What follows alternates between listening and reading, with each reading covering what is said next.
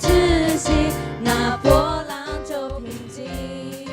耶和华已经为我们起了，他张开双手，我们就得饱足。我们就得饱足。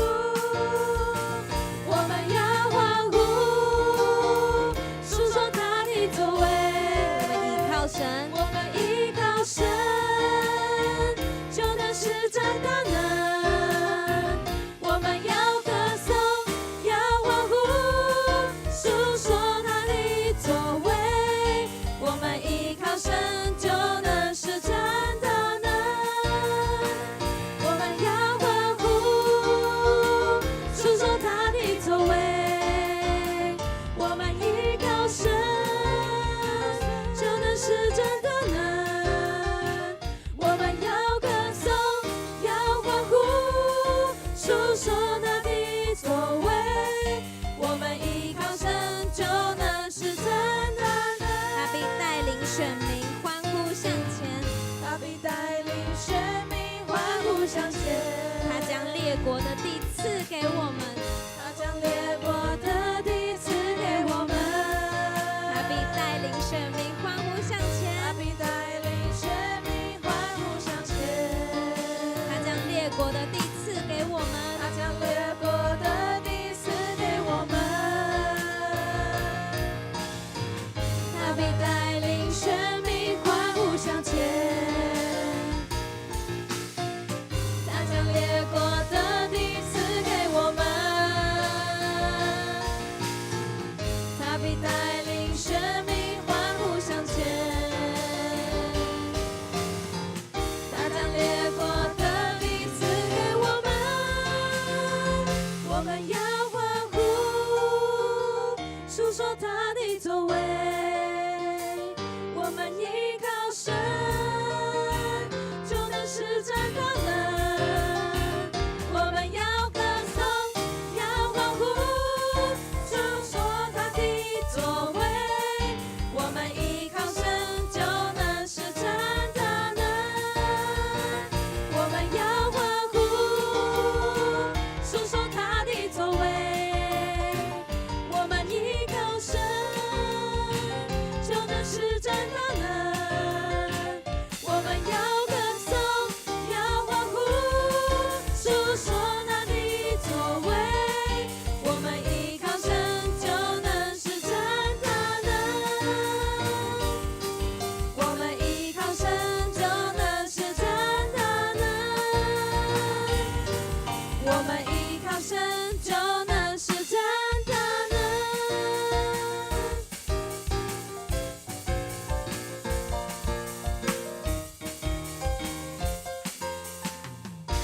哈利路亚！让我们把掌声、荣耀都归给我们的神。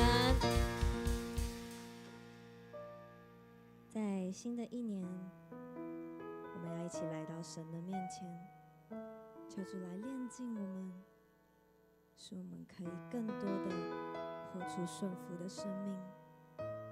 让我们放下自己，在新的一年更多的为主来活，让我们越来越活出像神一样的生命。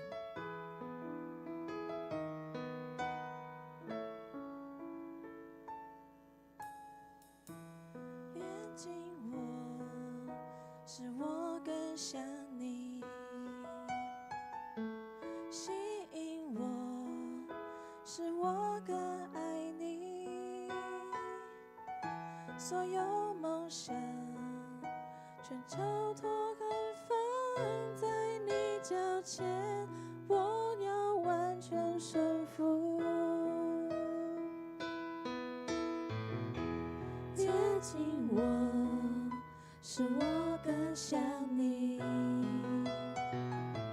吸引我，使我更爱你。所有梦想和骄傲都放在你脚前，我要完全顺服。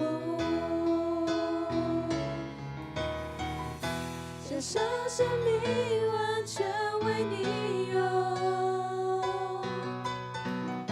放下自己，愿你的荣耀。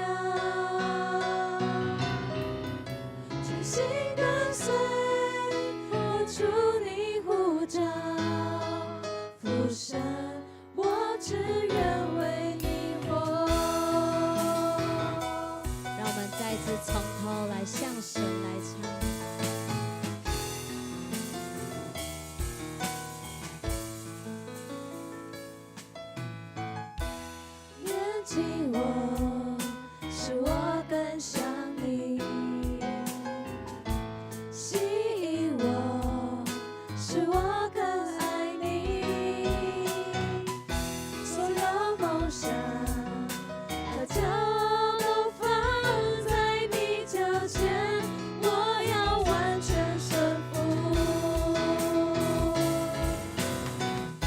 献上生命完全为你用，放下自己，愿你的荣耀，专心跟随，我主你呼召，父神，我只愿为你活，献上生命完全为你用，放下自己，愿你的荣耀，专心跟随，我主你呼召，父神，我只愿为你活，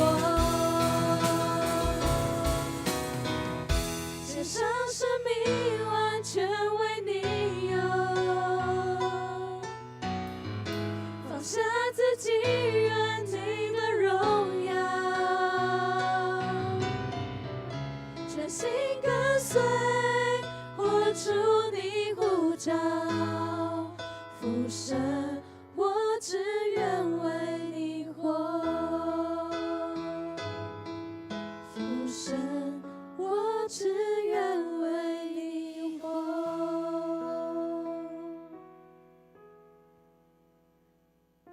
是的，主啊，唯有你配得，唯有你配得那一切的荣耀，一切的尊崇，一切的感谢，一切的颂赞。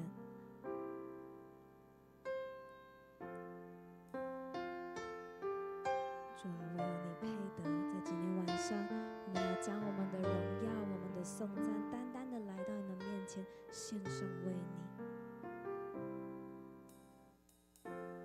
基督荣耀父神彰显，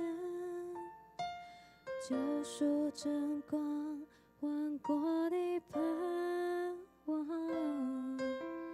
你的国度宝座承到永远，唯有你配得所有颂赞。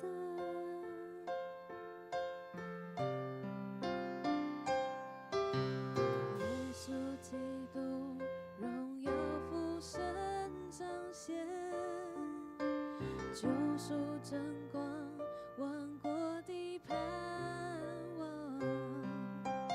你的国度宝座存到永远，唯有你配得所有颂赞。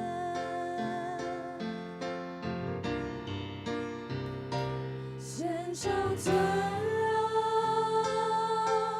尊荣给主耶稣，在万民之上献上敬拜，敬拜，愿你崇高在全地之上，献上尊荣，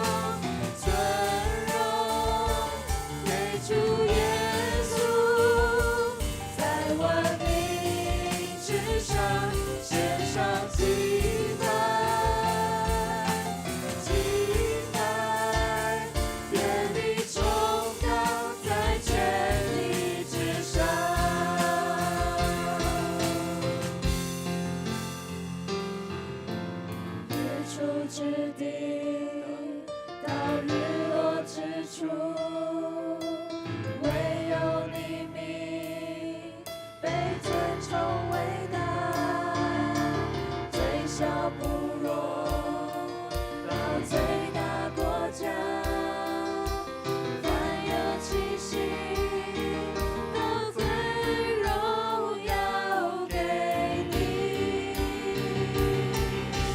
日出之地到日落之处，唯有你名被尊崇伟大，最小部落到最大国家，凡有气息都归荣耀给你。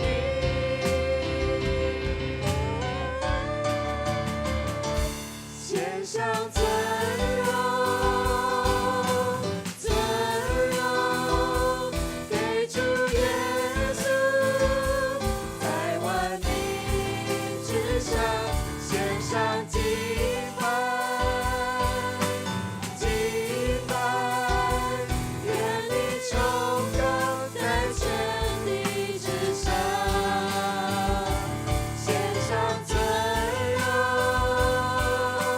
尊荣给主耶稣，在万民之上献上敬拜，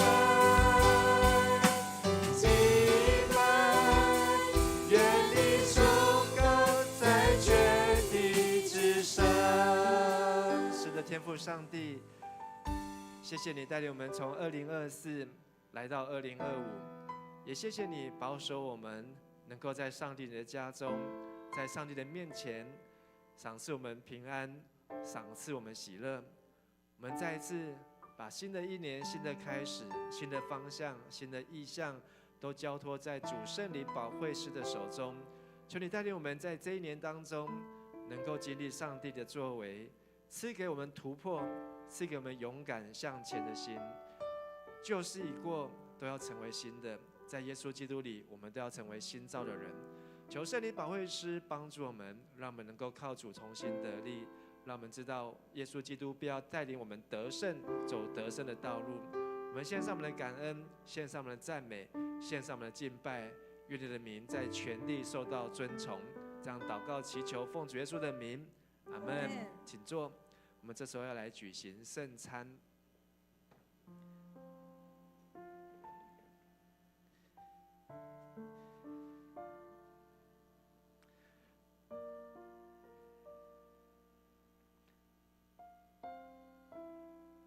奉主耶稣基督的圣名，欢迎每一位凡属于主的教会按教规可领圣餐的弟兄姐妹，一起来守主的圣餐。亲爱的弟兄姐妹，请注意来听主耶稣对所有归向他的人所说恩典的话。耶稣说：“我就是生命的粮，到我这里来的必定不饿，信我的永远不渴。凡父所赐给我的人，必到我这里来，我总不丢弃他。”愿主耶稣基督的恩典与你们同在。亲爱的弟兄姐妹，请你们注意听主耶稣设立圣餐的话，就是照保罗在哥林多前书11章所说的：“我当日传给你们的，原是从主领受，就是主耶稣被卖的那一夜，拿起饼来祝谢了，拨开说：这是我的身体，为你们舍的，你们应当如此行，为的是纪念我。饭后也照样拿起杯来说：这杯是用我的血所立的约，你们每逢喝的时候要如此行，为的是纪念我。你们每逢吃这饼喝这杯，是表明主的死，只等到他再来。”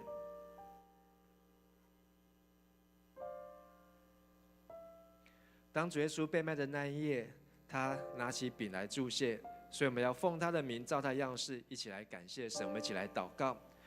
主耶稣，我们现在遵照你的命令摆设这个宴席，为了纪念你永远赎罪的祭，我们谦卑恳求你差遣圣灵，将我们分别为圣，又分别这些摆在你面前的饼和葡萄汁为圣。让我们领受这一些的饼和杯，借着信心而分享耶稣基督的身体和宝血，因你恩典的帮助，使我们在圣灵里面得着培育，也在你的恩典当中得着成长，来荣耀你的圣名。奉主耶稣的名祷告，阿们。耶稣说：“这是我的身体，为你们舍的，你们吃的时候应当如此行，为的是纪念我。这是我的身体，为你们舍的，你们应当如此行，为的是纪念我。”饭后，耶稣也照样拿起杯来说：“我们先。”饭后也这样拿起杯来说：“这个杯是用我的血，是新约，是用我的血为众人所流的。你们喝的时候，应当如此行，为的是纪念我。”我们请丰盛长老和庐山长老来分饼和杯。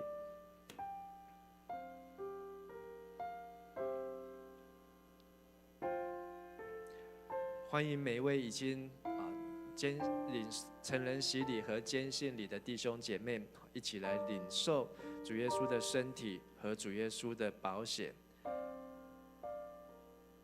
这是主耶稣的身体，为我们的罪所牺牲献上的。我们要遵行耶稣，遵守他的道，来纪念主耶稣他的救赎。当我们拿到饼和拿到杯之后，我们先一起拿在手上，用祷告、用等候，也用祈祷来祈求主的灵与我们同在。如果我们还没有洗礼，或是还没有坚信礼，我们先暂时不要领这饼和杯。当我们在完成洗礼或是坚信礼之后，我们能够用着正确的信心来领受主耶稣为我们所预备的。耶稣说：“这是我的身体，为你们舍的，你们应当如此行，为的是纪念我。这杯是新约，用基督的血所设立的，你们每当喝的时候，当如此行，为的是纪念我。”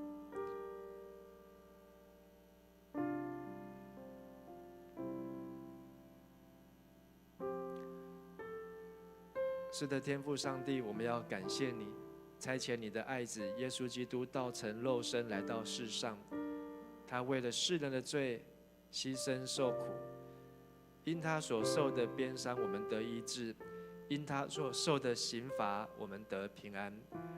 我们今天在这里领受主耶稣所为我们舍下的身体和宝血，求主耶稣将这些饼和这些杯分别为圣。当我们领受的时候，能够看见神你的信实与我们同在，特别把我们身体上的疾病，我们心灵当中的害怕，我们在生活当中的缺乏，都借着祷告交托在主的手中，让我们领受从天而来的恩典祝福，凭着信心领受主耶稣基督复活的大能，相信在神里没有难成的事。我们这样祷告祈求，奉靠耶稣的名，阿们。耶稣说：“这是我的身体，为你们舍的，你们吃的时候当如此行，为的是纪念我。”我们一起来领受。饭后，耶稣拿起杯来说：“这杯是新约，是为众人的罪所流的。你们每逢喝的时候，应当如此行，为的是纪念我。”我们一起来领受。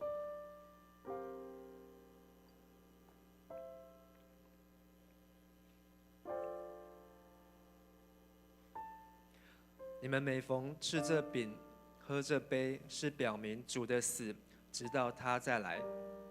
愿主耶稣基督的平安与你们同在。我们一起来祷告。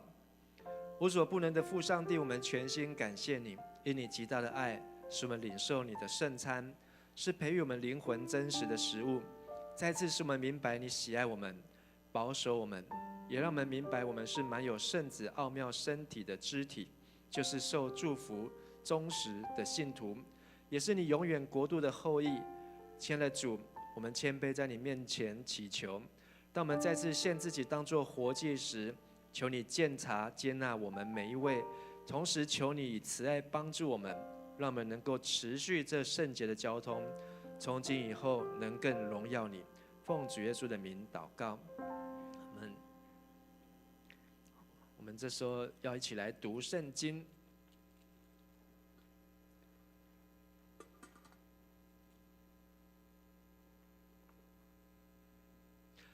那今天的经文呢，是记载在旧约的利未记第16章29节到34节。那邀请我们大家一起来读这一段的经文，请。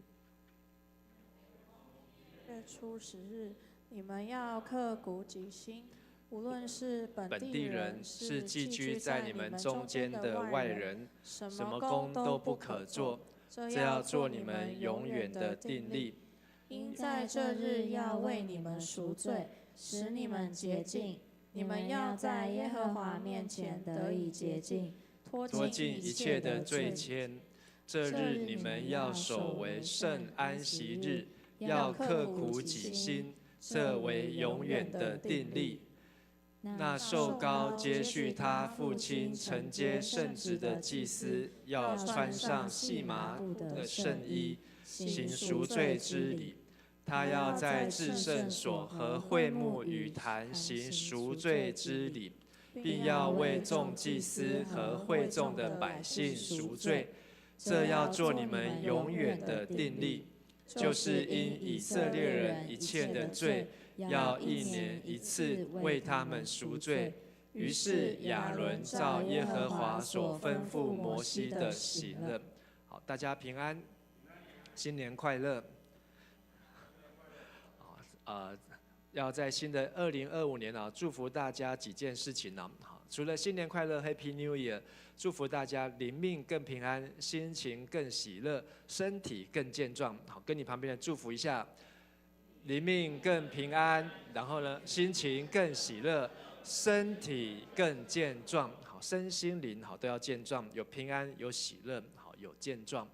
我知道我们当中很多人戴口罩，很多人在咳嗽，很多人正在遭遇这个身体上面的折磨。好，但是呢，相信好，借着刚才我们所领受的圣餐，还有借着我们祷告，上帝要赐给我们身心灵都健壮。我们除了追求我们的身心灵健壮以外，我们要追求的是神的公义、怜悯和谦卑的心，能够与神同行啊。所以在新的一年当中，我们要为台湾来加油，也要为迦南教会来加油。因为台湾这一年是非常重要的一年，是不是能够继续成为世界的 No.1？ 是不是能够成为台湾之光？还是台湾会走向不一样的方向？我们说的每一个决定、每一步都非常的重要。而迦南教会今年要面临迈向60周年，也要继续为前面接下来的道路来祷告。所以我们除了新年快乐，也要把我们的国家、社会、把我们的教会借着祷告一起来交托。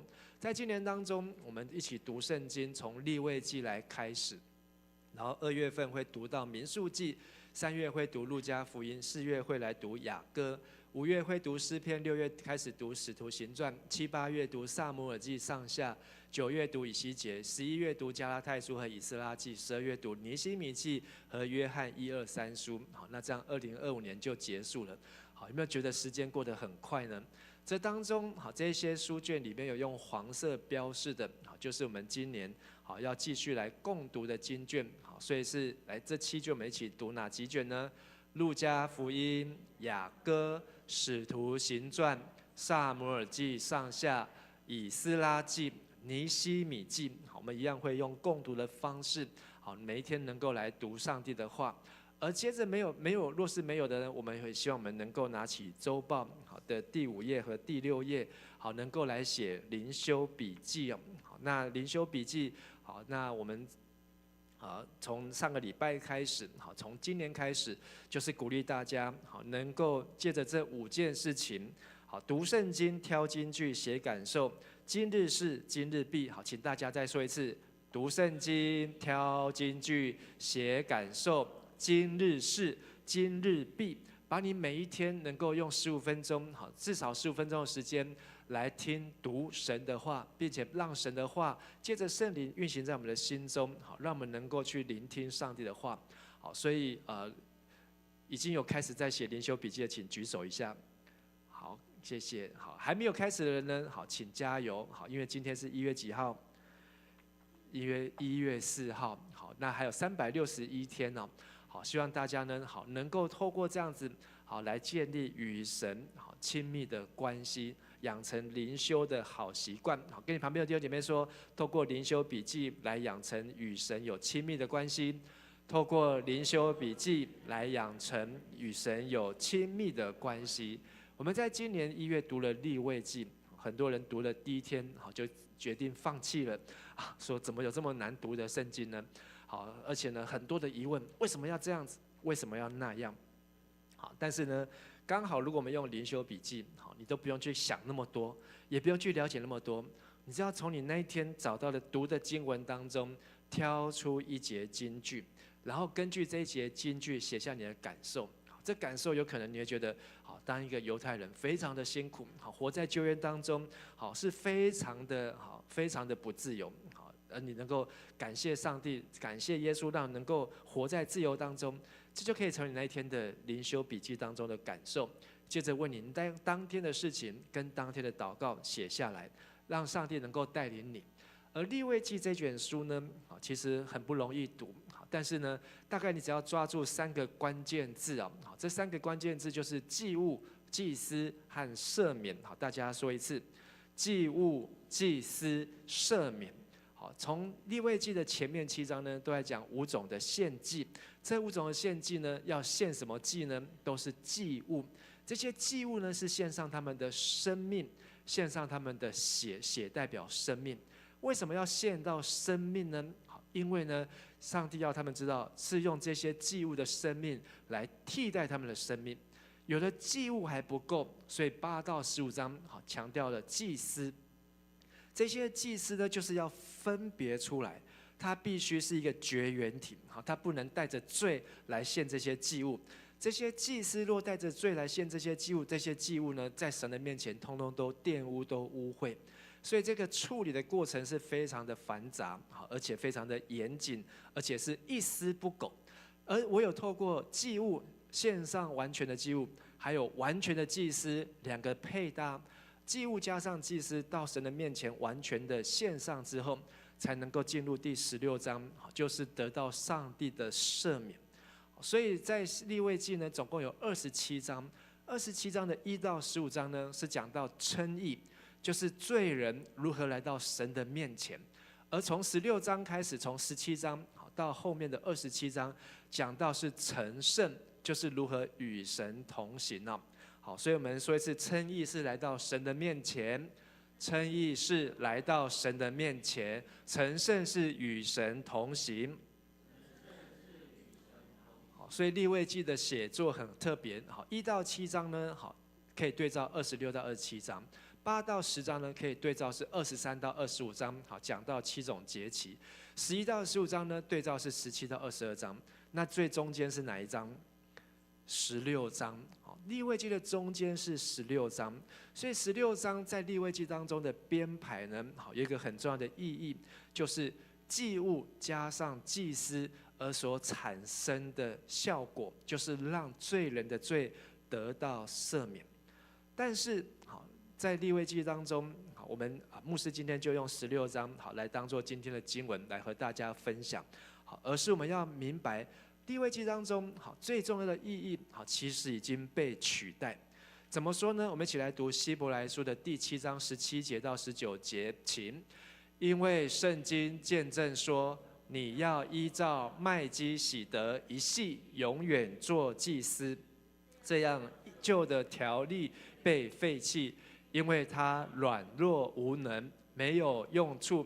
摩西的法律不能够使任何事达到完全。现在我们有了更好的盼望，借着它，我们可以接近上帝。这是我们去年在读希伯来书共读的时候，读到这一章的时候，我们就知道，原来上帝他已经把旧约的事情都废弃了，旧约的条例被废弃，就是我们现在所读的利未记，因为圣经给他2个形容：软弱无能，没有用处。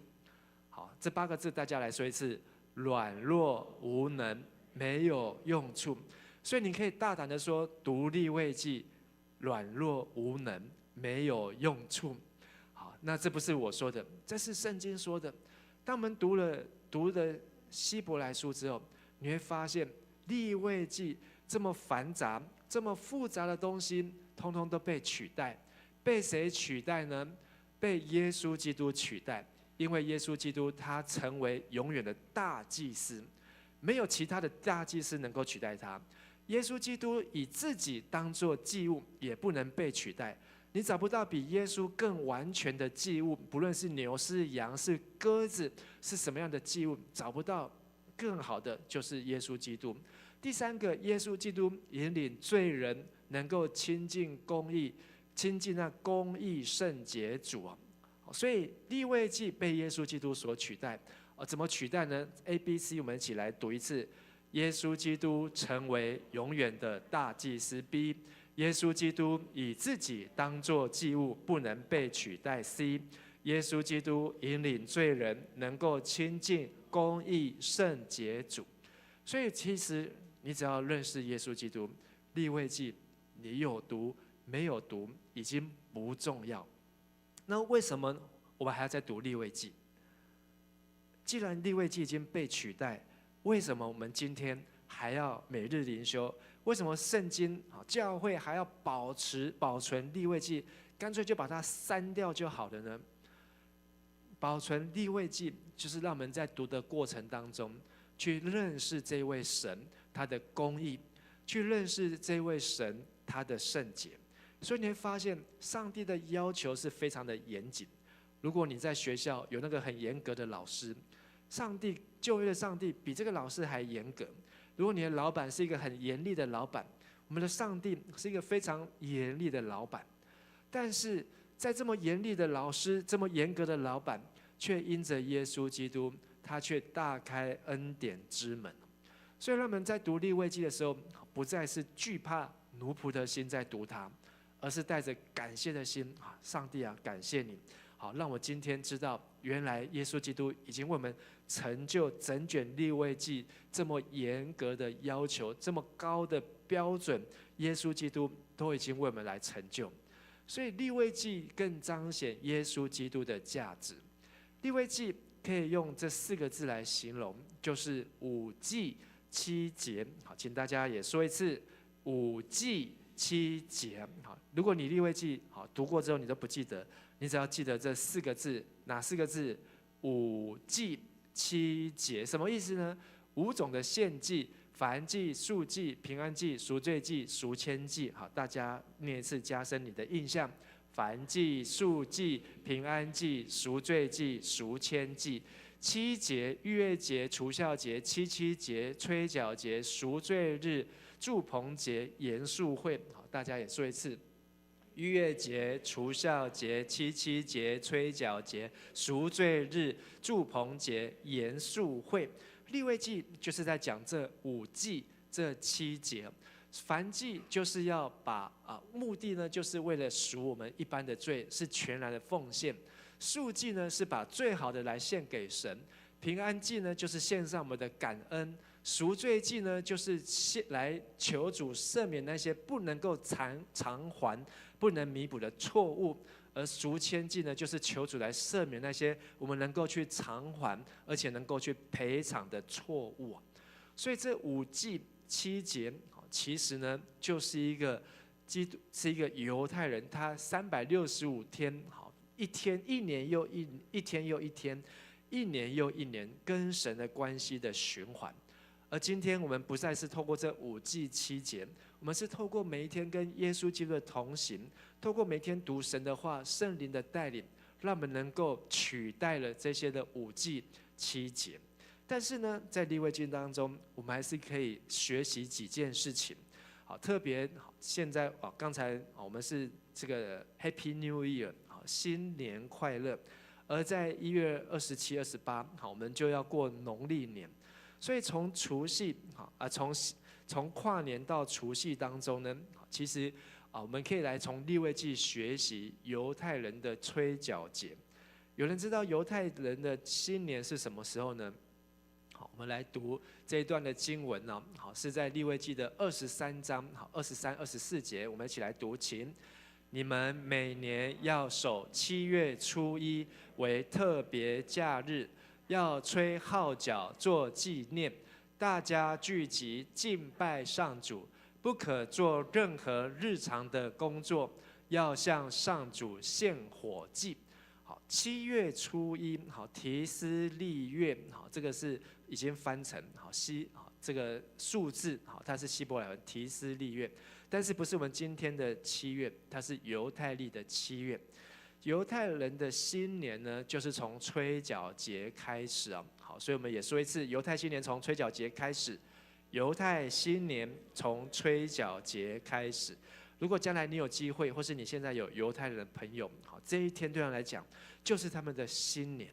你的新年是哪一天？好，有人认为就是元旦1月1号，有人认为新年就是除夕的1月1号，好，都有人认为。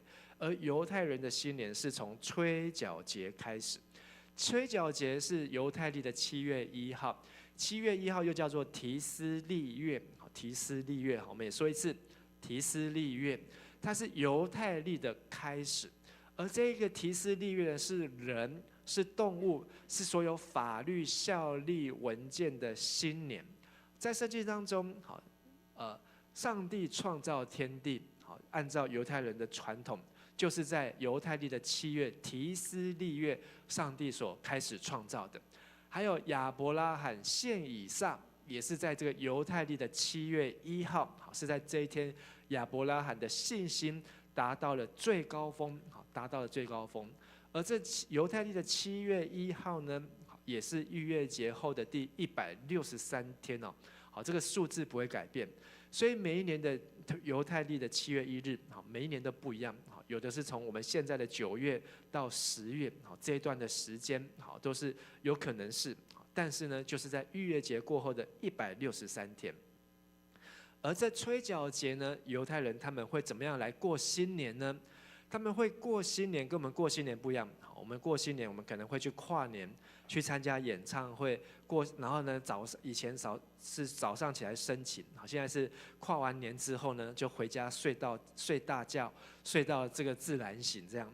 但是犹太的新年是开始一连串敬畏和忏悔的日子，它不是痛苦，这种敬畏忏悔不是痛苦和悲哀，而是一种预备欢喜庆祝，因为他们相信在新年后的第10天，他们就能够透过有赎罪日，让他们一整年所有的罪恶，一整年所有的疾病，一整年所有的灾难痛苦，通通都可以消除。而消除之后，他们就是一个 reset， 就是一个重新开始，重新再出发。好，我们在礼拜2晚上有跨年祷告会，有来参加跨年祷告会的，请举手一下。哇，这么多年轻人，好，谢谢。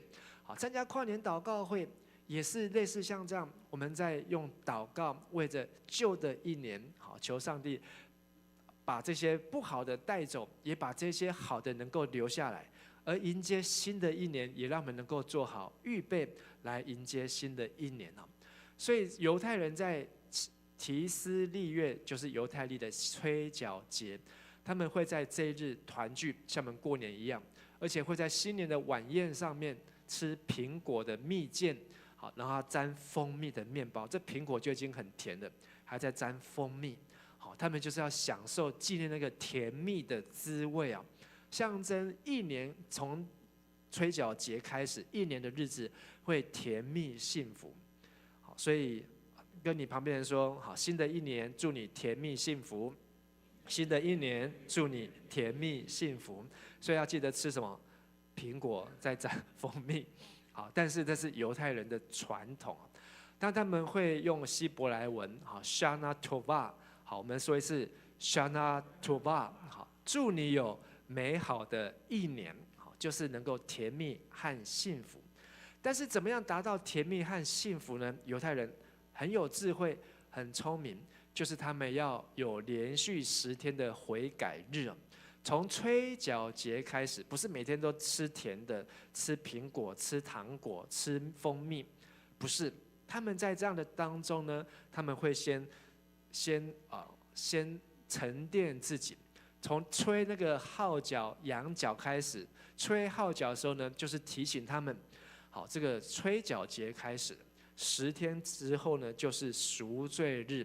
赎罪日呢，在希伯来文叫做 Yom Kippur， 好 ，Yom Kippur， 好，我们说一次 Yom Kippur， 好，赎罪日，就是大祭司1年1次到圣殿里面的至圣所。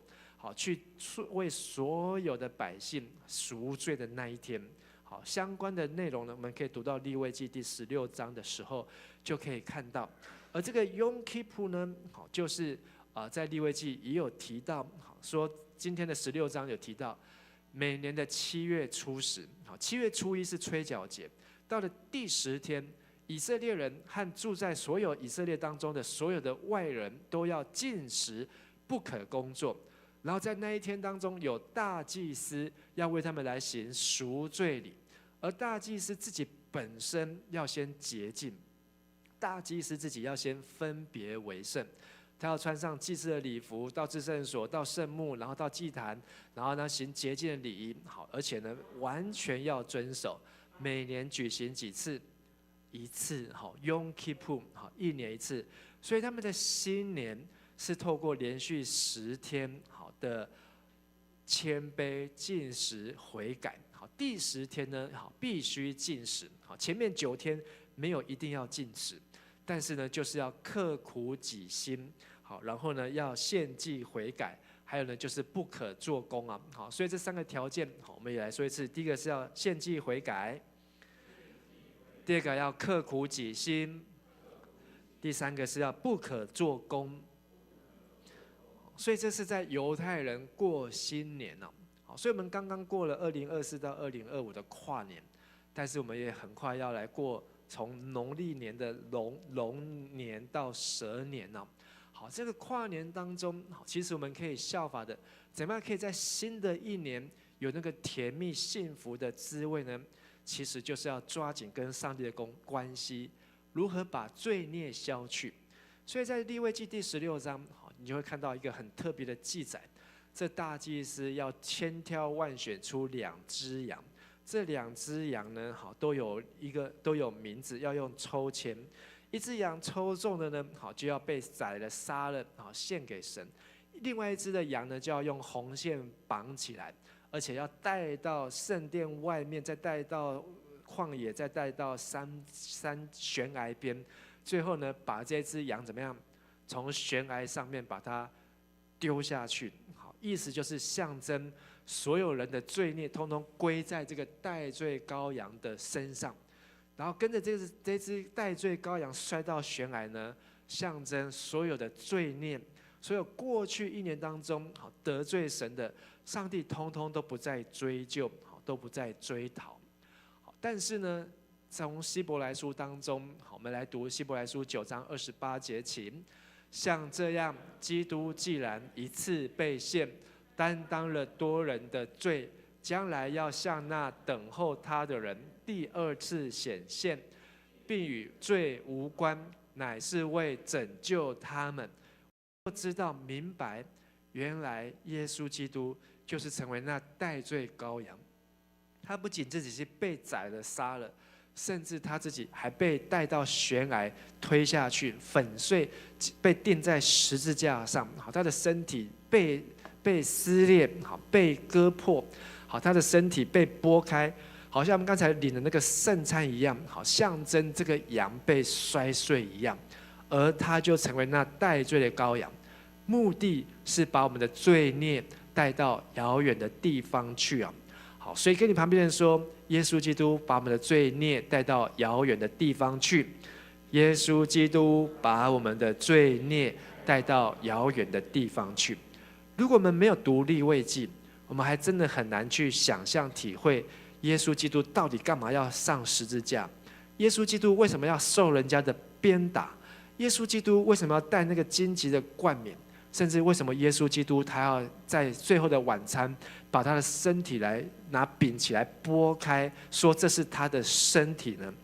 因为为了我们的罪孽，他成为那代罪的羔羊，为的就是让我们所有得罪神、没有合神心意的事情，能够带到遥远的地方去，并且不再让这些罪孽回来。所以我们要感谢耶稣，在这个赎罪日当中，我们不用再像犹太人这么多的繁文缛节，不用再这么多的规矩和这么多的麻烦，而是我们只要相信接受耶稣就能够得救。今天犹太人他们依然过这个 Yom Kippur， 就是赎罪日，好，他们会去会堂里面好参加跨年祷告会，好，新春感恩礼拜，好像我们现在在教会所做的，甚至在赎罪日当中，好，他们一天会祷告3次，甚至在整个好从7月1号到7月10号，他们会每天3次吹响羊角的号角，表示对上帝的敬畏。甚至有的人好，今天没有宰羊，他们会去河边、海边举行赎罪仪式，好，会读旧约的弥迦书，将我们一切的罪孽投于深海，好，甚至有人会丢石头，有的会抖衣服，好，象征就是他们要抛弃这些的罪孽，变得纯洁。而有的人会反省过去1年的罪过，好，写在纸上面。我们有时候在跨年祷告会也会这样子做，甚至投入火中烧掉，表示耶稣基督为我们带走一切。但是今天这一切我们可以做，也可以不用做，因为我们知道耶稣已经为我们做了这一切。所以在新的年当中，我们能够因信称义啊。我们一起来读罗马书第3章24到26节，请。然而，上帝白白地赐恩典，借着基督耶稣救赎他们，使他们跟他有合宜的关系。上帝不惜牺牲耶稣，以他为赎罪祭，借着他的死，使人由于信他而蒙赦罪。上帝这样做是要显明自己的公义，因为他忍耐宽容人过去的罪，但在这时候，他以除罪来显明自己的公义，这样上帝显示了他自己是公义的，也使一切信耶稣的人跟他有合宜的关系。我们不用再有每年的7月10号，犹太历的7月10号，做这些的宰杀，然后代罪羔羊，好，然后还有大祭司一个人进入至圣所，最后出来还要在至圣所的约柜上面要洒血，好，然后要为我们代赎。而这个大祭司要前一天要24小时的熬夜。我们的音控的同工感觉很混乱，不晓得在忙什么，好，但是你在牧师的正前面呢，好，有点让牧师有点干扰。我们不用在这个赎罪祭当中做这样子的事情，而是借着耶稣基督能够来知道耶稣已经为我们成为那代罪的羔羊，而神他要救赎我们，所以我们能够来庆祝住棚节，因为有祭物，有祭司，有得到赦免，我们才能够欢庆。所以那3个要件很重要，要有祭物，然后要有祭司。而这2个结合起来，我们得到上帝的赦免之后，我们才能够欢喜庆祝新年快乐。所以在利未记这样告诉我们，7月15号，就是在赎罪祭之后，从7月15号就要开始守这节期。好，然后呢，接着有8天，从第1天到第8天是安息日。在这8天当中呢，都要献上最好的果子、茂密的棕树枝，还有柳枝，好，在上帝面前欢欣庆祝7天的节期。好，所以虽然我们的跨年只有1个晚上，现在只有放元旦1天，但是我们在今年的1月26号开始，会有9天的春节的假日。这9天都比圣经的住棚节还多。你要怎么样能够在这9天的假日当中，好好的享受那个快乐过节、过年的欢喜呢？就是你要学习像犹太人，好，你要有一个吹角节，你要警醒，好，你要一个在上帝的面前刻苦己心，献祭悔改，然后不可做工，然后接受耶稣基督为我们的生命、我们的罪已经献上，让我们可以跟上帝有和谐美好的关系，而我们就能够享受在这个过年过节的节期当中。所以住棚节，在犹太人，他们不能住在家里，他们要住在外面，而且要拿最好的树枝、棕树枝、柳枝，来搭棚。搭这个棚做什么呢？在这个搭棚的当中呢，就是要在这里所说的43节，我们来念43节，请。好使后代知道，上主领以色列人出埃及后，曾经使他们住在简陋的棚子里。他是上主，你们的上帝。住棚节就是要让所有信仰上帝的人永远记得，他们所住的地方、所存留的地方、所能够在这里敬拜神的地方，其实是上帝把他们从埃及，就是当奴隶的地方拯救出来，出埃及，让他们能够有不再是奴隶的身份，不再是罪的奴仆，而是成为义的奴仆，成为上帝的儿女。所以住棚节是一个欢喜，是一个庆祝。好，所以读利未记，好，今天我们就看到这3件事情就好。吹角节、赎罪日、住棚节，这是一个犹太人新年好的一个循环，就是从7月1号吹角节开始，7月10号赎罪日，7月15号住棚节，然后连续8天。我讲的7月是犹太历的7月，就是提斯利月。而这当中呢，透过所做的大大小小的事情，为的就是要能够在新年称义。什么是在新年称义呢？就是在新的一年跟上帝有和谐的关系。你有没有跟你的爸爸妈妈吵架过？打架过？没有。但是吵架呢，可能很生气，就不想要跟爸爸妈妈讲话，爸爸妈妈也不想理你，他就不煮饭给你吃，他也不给你零用钱，他也不帮你洗衣服，然后他也不甩你，也不帮你这个回家功课联络簿签名。当关系不好的时候，爸爸妈妈什么都不愿意帮你；可是当关系很好的时候，爸爸妈妈什么都愿意帮你，都愿意给你。同样，在新的一年当中，我们期待像每天都能够吃到每日1苹果，每天都能够吃到糖果，都能够甜蜜幸福。我们就是要先建立跟神的关系。新的一年是一个思考，是一个改变的时刻，不再是旧的。所以我们要怎么样活出新的？我们来读罗马书12章1到2节，请。所以弟兄们，我以神的慈悲劝你们，将身体献上，当作活祭，是圣洁的，是神所喜悦的。你们如此侍奉，乃是理所当然的。不要效法这个世界，只要心意更新而变化，叫你们察验何为神的善良、纯全、可喜悦的旨意。在新的一年当中，鼓励大家，就是我如何在2025年当中，或是农历年的9天的假期当中，有没有人农历年9天都要上班的？请举手一下。有没有人农历年有9天都要上班？9天没有上9天。有没有人农历年9天都要补习上课的？可能很少。好，我们可能还享受比犹太人7天、8天的住棚节还多1天的农历年但是在这农历年当中，你能够做更好的安排。跟你旁边的人说，在农历年当中，你能够有更好的安排。在农历年当中，你能够有更好的安排。不是只有睡觉，不是只有睡觉，不是只有睡觉，而是你能够真的享受那个流奶与蜜，享受那个上帝赐的幸福和甜蜜就是要心意更新而变化。好，那这段经文呢，是可以看以赛亚书57章到58章，这里有讲了很多事情，说我们在赎罪日要刻苦己心，要禁食。但是我们要知道，什么是上帝善良、纯全、可喜悦的旨意呢？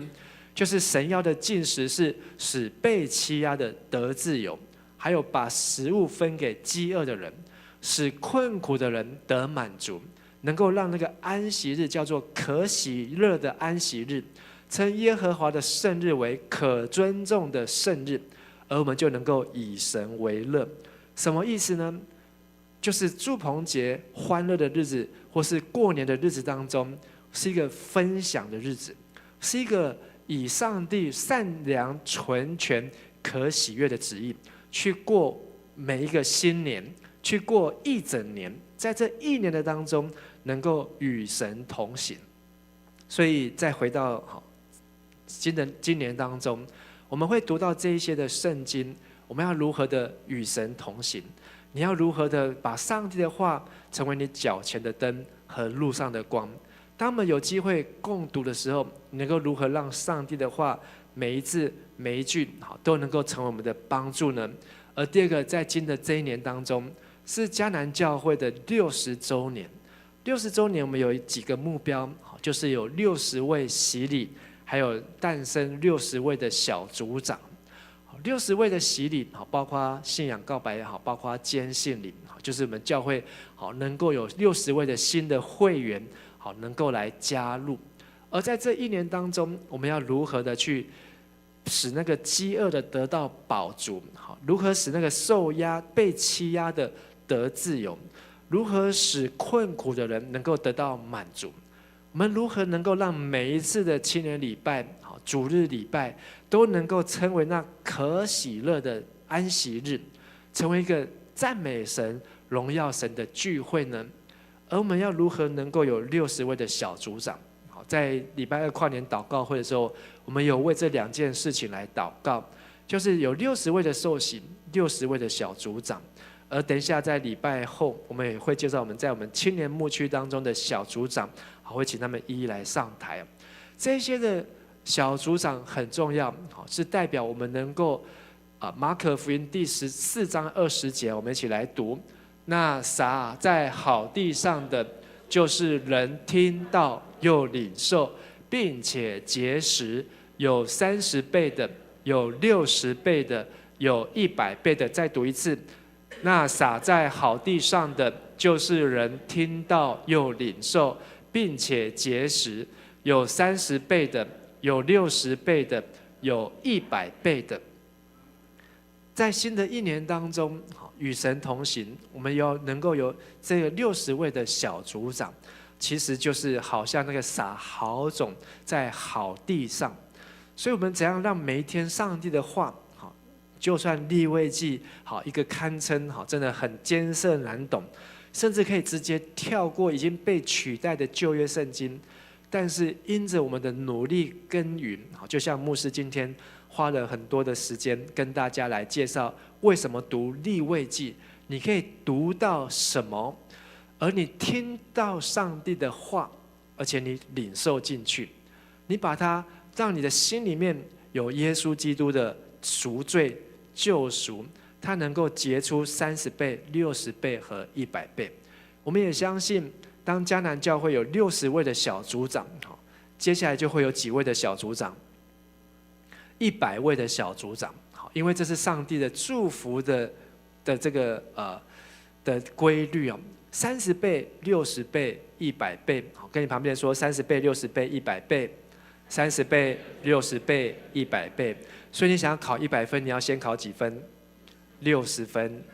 你要考60分以前要先考几分？30分。这是上帝给我们的祝福。所以你的人生，如果你的人生过得像60分，你就要接下来要往100分来努力。如果你的人生过得像30分，你就要往60分来努力。而上帝的话就是道，当我们听上帝的话又领受上帝的律，是我们有让我们结出30倍、60倍和100倍的祝福。新的一年与神同行，在今年当中庆祝60周年，我们有许多系列的活动。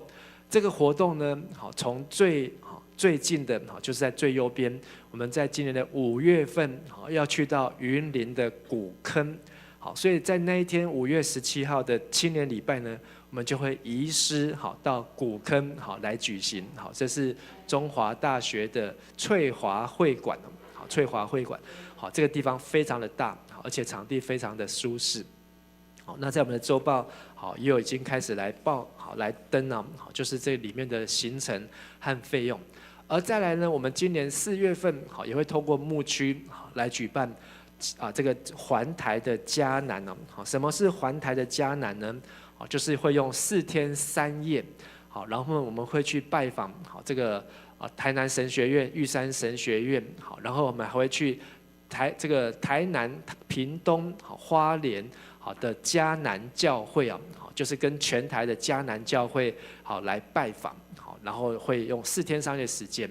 还有在今年的3月、6月和9月，我们有一个德国的宗教改革之旅，就是要用12天的时间，去到欧洲的德国。这对很多人来讲，是不可能的事情，但是对那个听了上帝的道，并且呢存着信心来领受、接受人，他就觉得这是一个可行的事情，他就会抓住这个机会去参与。所以牧师在现在1月份宣布这些的事情，不是第一次宣布，去年就宣布。但是每一个弟兄姐妹听到的，牧师鼓励大家拿出信心，在新的一年与神同行。跟牧师说一次，拿出信心，在新的一年与神同行。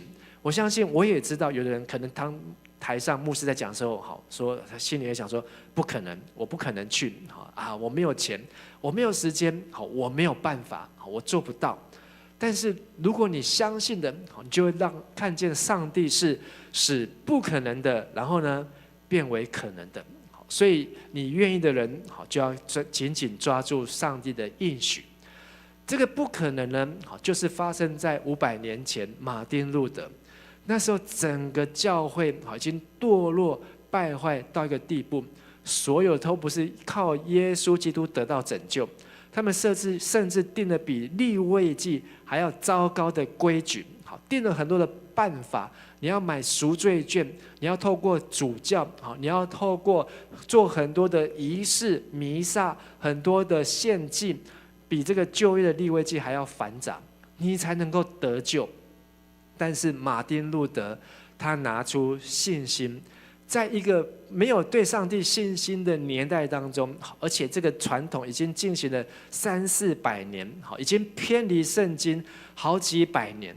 可是就因为马丁路德他念的大学，在大学图书馆当中，他去找到了圣经，他就把圣经带回家读的时候读到罗马书这句话，即便整个教会整个世代当中都没有人能够用正确的信心接受耶稣基督因信称义的救恩，可是因为这一句话被记载在圣经，即便所有的教会都没有在读圣经，就因为图书馆当中的一本圣经里面的一卷书，让马丁路德他整个心意更新而变化。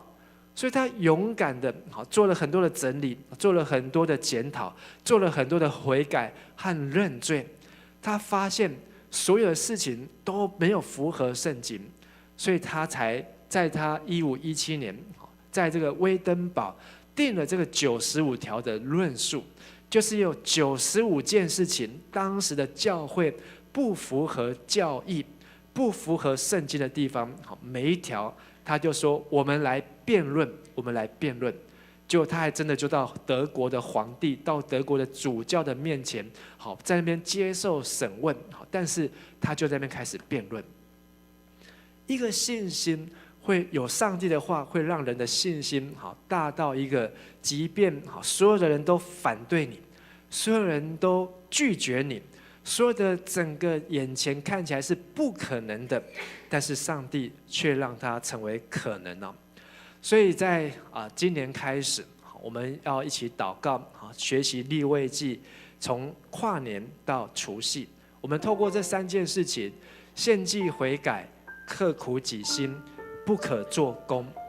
特别是不可做工的意思，就是不是靠人的努力，而是靠信心支取上帝的恩典。献祭悔改是如同罗马书所说的，我们要把自己的身体当作活祭献上，心意更新而变化。而刻苦己心代表说，我们要去体贴这些信心坚强的人，要体贴信心不坚强的人。像最近有一位老姐妹91岁，在跨年那一天蒙主恩召，那她要办丧礼，但是我上礼拜有分享，在跨年祷告会有分享，只有这个老姐妹91岁信耶稣，她的家族所有的女儿、所有的孙子孙女，通通都没有信耶稣。而且他们是很多都是民间信仰，所以当我们要去帮她办她的告别式的时候，她就很尊敬牧师，她又很怕有这个民间的禁忌。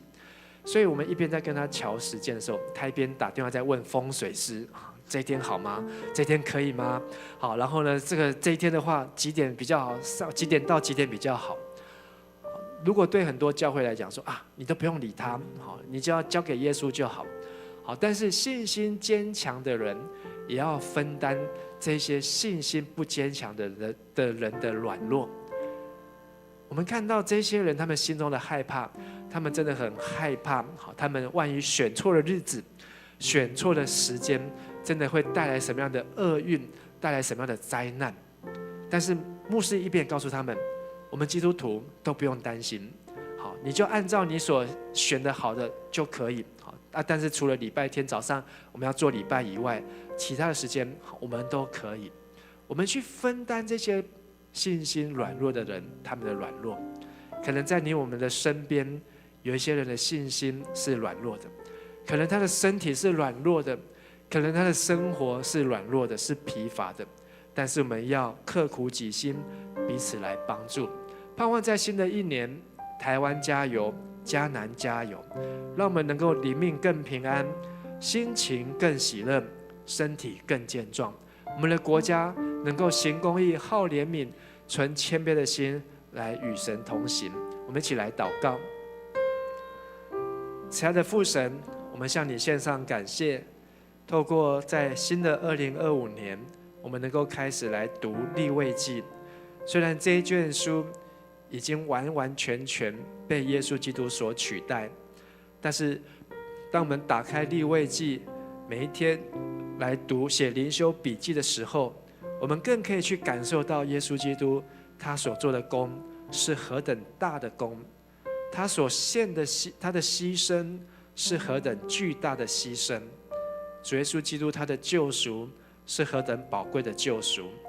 让我们借着圣经的教导，再次仰望耶稣基督，借着耶稣基督他的生命，借着他的复活，借着他将来要再来所带来世人的拯救和救赎，让我们能够心意更新而变化，让我们查验神善良纯全可喜悦的旨意，让我们能够在迦南教会60周年的时刻勇敢走出去，带着信心向外向前来进行，不是依靠势力，不是依靠才能，是依靠耶和华的灵方能成事。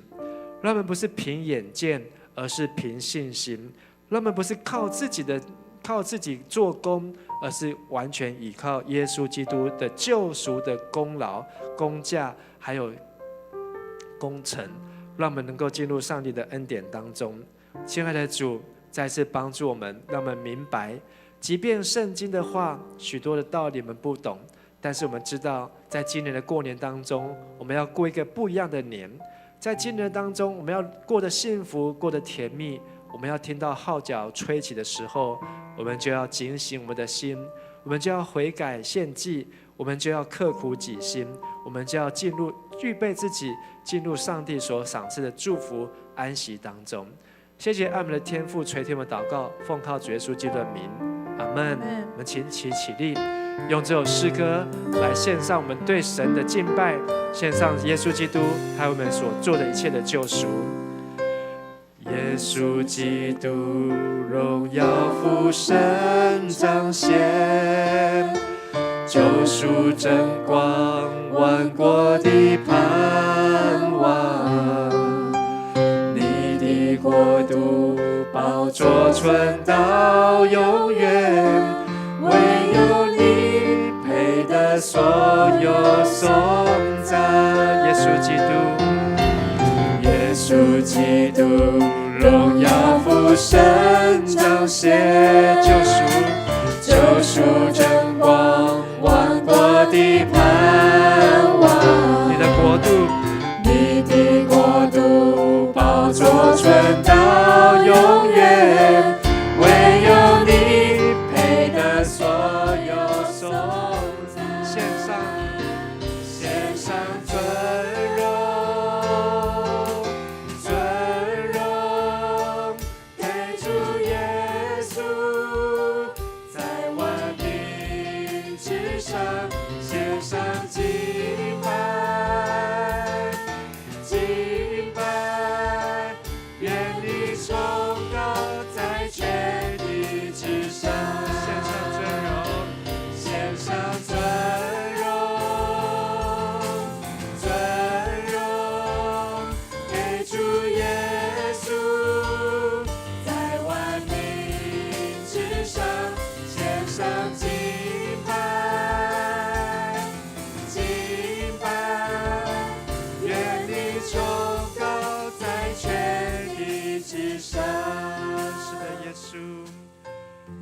耶稣基督，荣耀父神彰显，救赎真光，万国的盼望。你的国度宝座存到永远，唯有你配得所有。让我们举起我们的手，举起我们的心，献上尊荣，向耶稣来敬拜。他是大祭司，耶稣基督是代罪的羔羊。耶稣基督为我们的罪献上自己的生命，上祭礼拜。谢谢主耶稣，愿你崇高在全地之上，献上尊荣，献上尊荣。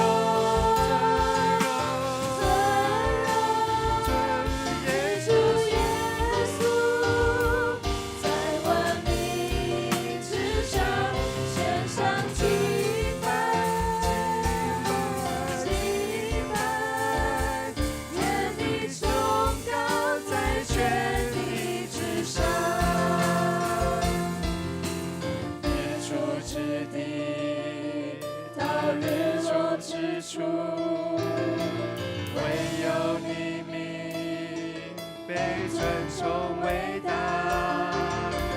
最小部落到最大国家，凡有气息都归荣耀给你。日出到日落，日出之地。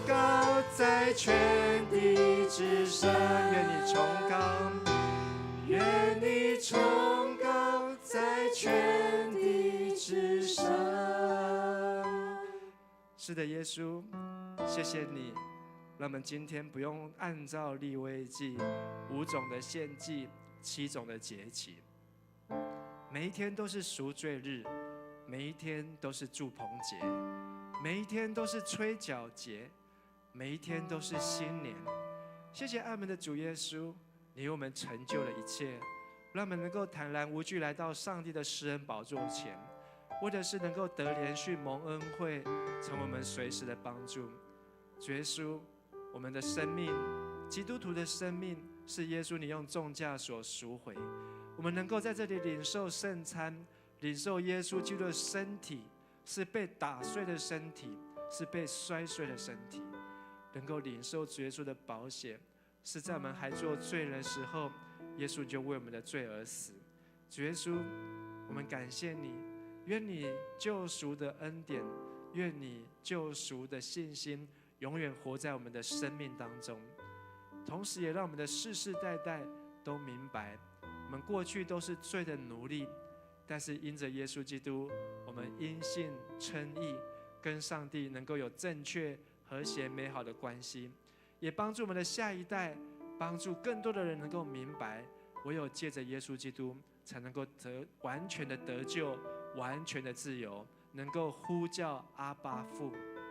谢谢主耶稣，我们所做的一切，我们再次献上了感恩，也祝福迦南教会迈入60周年的时刻。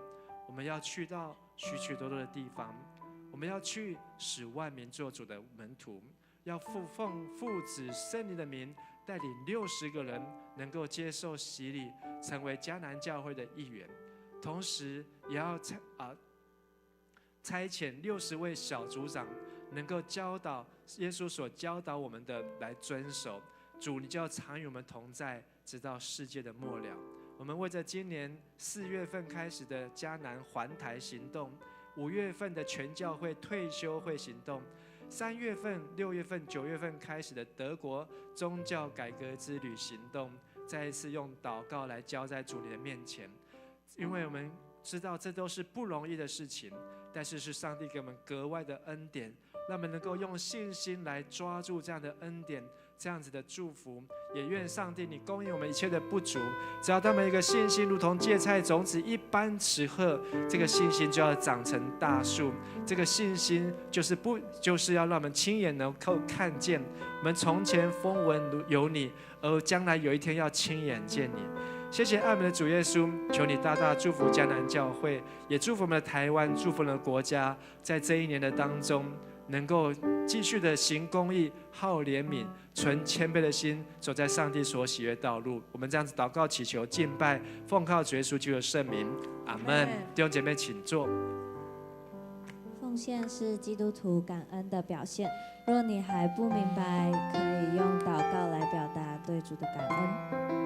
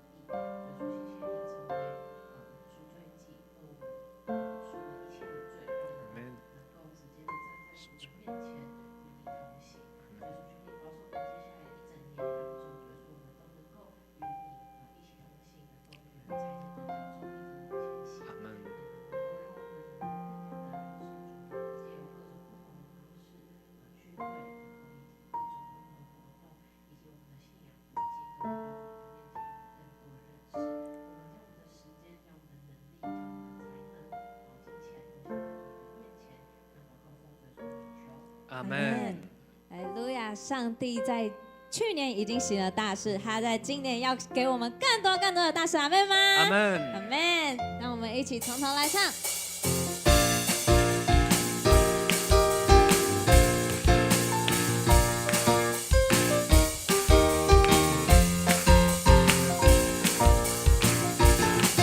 耶和华已经为我们行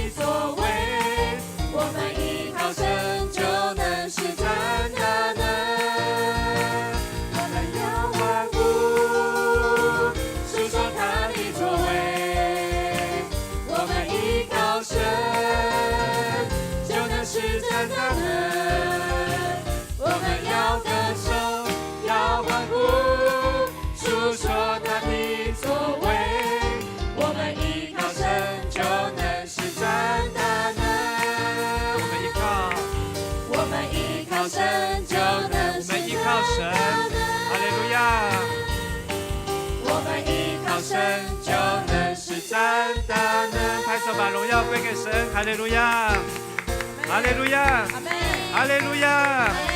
再次拍手，把荣耀归给神。哈利路亚！是的，耶稣，我们谢谢你，赞美你，在新的一年，相信新的祝福、新的意象在前面等待我们，也让我们能够支取信心，把你每一天要赐给我们宝贵的话语，化作我们脚前的灯，路上的光。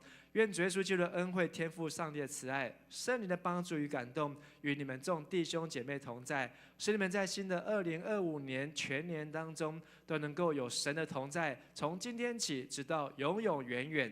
阿们！再次拍掌，把荣耀归给神。哈利路亚！弟兄姐妹，请坐。好，各位弟兄姐妹平安，平安。平安。我是 Y 地区的区长，我是木轩。那我们现在是我们的报告时间。那首先，我们现在欢迎我们今天有一位新朋友在我们当中，是我们的刘冠良，在这边吗？冠良。对，来，请起立，我们欢迎你好不好？来，大家欢迎他。你好。他之前有来过我们周日小组，今天第一次来到周六，那我们以后欢迎你，以后都可以这个时间来到我们当中一起聚会。好，第一个报告是小会的报告。那明天会举行第一次的圣礼典，那会有很多的会友就是受洗，还有那个信仰告白。那其中呢有2位是我们青年，明天也要坚信礼，是我们的以宽跟以龙。对，那今天没有在我们当中，明天他们会出现。那欢迎大家明天一起就是来到现场祝福他们这个第二个生日圣礼，就是受洗的这个生日，而且明天好像也是他们的生日，对，很酷哦。所以明天就是一起到现场，一起祝福他们，好不好？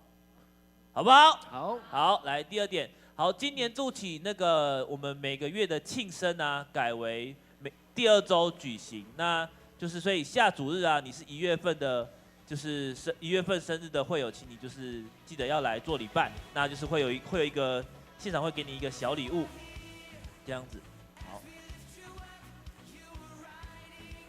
下一届，下一个好，那1月11日星期六就是下礼拜六，就是10点于33号的新堂有一个音控跟直播的训练，那内容就是如何使用那个 OBS， 就是这个直播系统。那如果有兴趣的，请欢迎就是那个时间就是下礼拜六的10点一起来参加这样的音控训练。我来好了，对，那在礼拜3就是1月8号礼拜3的7点半，在新堂会举行333祷告会，那内容是为财务蒙福祷告会，那邀请所有弟兄姐妹一起参加。那接下来的每个月的祷告会都会有1次的那个主题祷告，那就是333祷告会，那333祷告会，那每一次的主题都会不太一样，那就是大家可以就是详情请看周报。好，那全人生命教育协会呢，那聘请张木轩弟兄成为全人生命教育协会的总干事，就是我。对，好，对，那我会邀请大家全部都来当那个志工，那大家请不要拒绝我。好，那陈美秀姐妹为德福社区照顾关怀据点的照服员，然后自1月1号起就任。好，接下来那个1月份到2月份的圣经共读先暂停，然后改以灵修笔记的方式进行。那详情请见周报的第5页、第6页。你有在做灵修笔记的举手。对，好，那人数还没有很多，那请大家加油。今天开始。哦，对，今天就开始喽，所以今天就开始做灵修笔记哦。那就是记得拿一份周报，或者是你用电子档的也可以。好，来。好，为了庆祝社教60周年，举办全教会信徒退休会。那详情请见就是周报第6页，或者请用赖官方账号。第8页。第8页，对不起，请用赖官方账号报名报名缴费，然后或者是洽李梅干事。那报名截止日期是3月16号。好，接下来呢，我们要来介绍那个，等一下哦，好，还有这个就是60周年那个迦南教会主题曲的创作甄选，那就是如果你有就是创作这个才能，或是你有兴趣的，那你可以口头跟军医执事或是敬医师母报名。那你如果创作这个主题曲啊，接下来就是整个60周年大家就会传唱这个曲目，很酷吧？对，所以就是如果你有兴趣的话，请找军医执事或是敬医师母报名。好，等一下哦。那接下来呢，我们要来介绍那个我们就是青年牧区的区长跟小组长。那我们请那个丽珠来介绍。请丽珠长来帮我们介绍。好，那我们先请那个我们的区长2位，我们有青1区的区长是吴米元区长，大家请掌声上台欢迎啊！青2区的区长是张木轩区长，大家请掌声。那我先介绍2位区长这样子哈，那非常感谢他们在2024年呢是担任区长。那我记得2023年底的时候，那时候没有人要当组长，那时候没有人要当小组长这样子，觉得他们2个真的是救了青年牧区很大，成为我们很大的帮助。那这个在去年呢，我看我觉得大家是有目共睹，他们所付出的，然后所关心的，所以今年2025年呢，我们就让他们2个来成为区长。所以我们的小组长跟同工呢是倍增再倍增这样子哈。那这个是礼物是吗？礼物倍增再倍增。那请我们的区长、我们的组长还有同工都全部出列是吗？那先介绍组长。先介绍组长。对好的，对好，一个我们先介绍组长。青1区有3位组长是蓝恩典、林子轩跟陈允琪。好，请上台。我们请出列。这个是我们行政组的组长是子轩，然后允琪是我们主日的家亲，灵修笔记，灵修笔记，大家好好写，我们年底再来回收。年底检查。啊，恩典负责是我们的周六的家亲。好，那我们来介绍青2区的区长有林婕妤、周成汉。哦，对不起，我为什么一直讲错哈？林婕妤、周成汉、刘子君跟詹怡芳，我们4位小组长，掌声。婕妤、子君，还有陈汉跟怡芳，这个是我们4位小组长。同工也有吗？对，那个同工都有来。来的那个陈毅拍一张好了。好，陈毅帮我们拍是不是？好，那我们靠近一点。我们还有同工可以介绍吗？等一下再上台。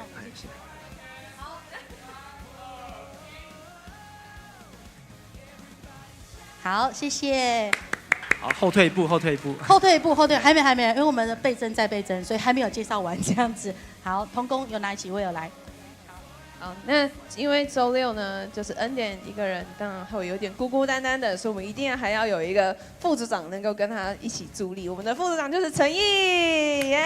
请上台。对，因为请上台，因为其实周六的家庆也很重要，因为它衔接国高中，国高中这个阶段当然是进入教会最重要，然后也是影响一生。对我是觉得影响蛮深刻、蛮深的一个阶段性这样子。那我们除了，因为我们还有同工没有来没关系，然后我们的子轩的副组长是现在是恩柔了，对，蓝恩柔是他的妹妹，大家认识蓝恩柔吗？